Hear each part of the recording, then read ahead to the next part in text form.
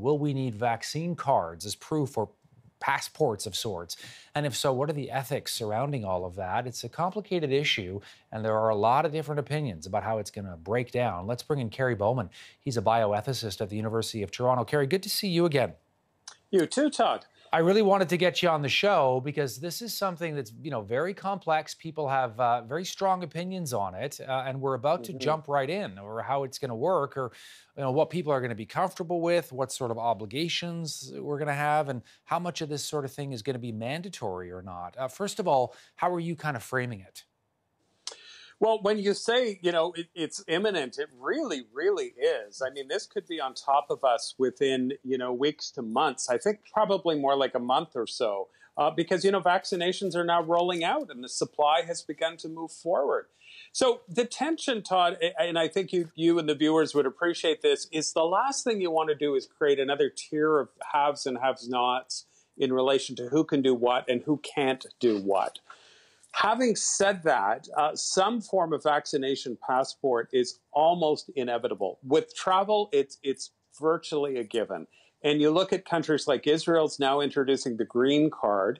And all this is going on the assumption that people that have been vaccinated are not going to be able to spread the virus as easily, meaning they can't transmit it. And it's kind of looking like, my read on the science is it's looking like that is the case with most of the vaccines. So that would be the question. Now, some people will say we absolutely can't do it. Like, it's just not fair in a democratic society because there's people that don't want vaccines, and there's people that can't have vaccines.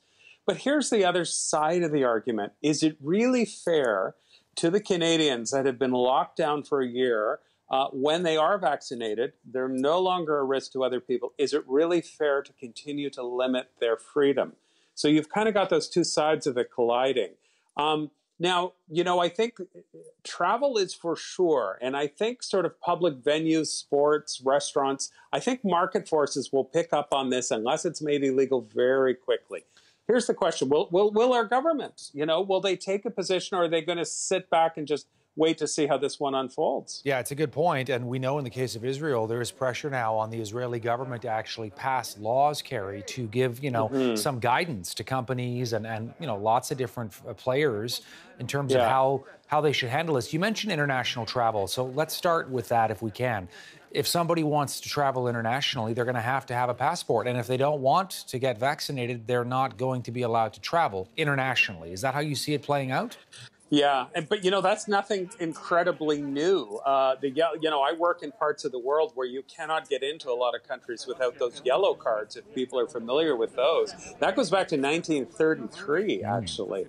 So they've been around for a while. That's definitely going to happen. My take on this is the Americans will very quickly say, in the months ahead, that if you want to enter the United States, you're going to need to be vaccinated. So that's definitely coming. If sports venues, those types of things, that probably will be next. Now, should our government get involved? The good news with Canada is we focus so much on inequities within our system, and our vaccines are free. And I'm not saying our system is perfect. It's not, but we're working on it. Vaccines are free, and we are, trying to reach out to the most vulnerable people.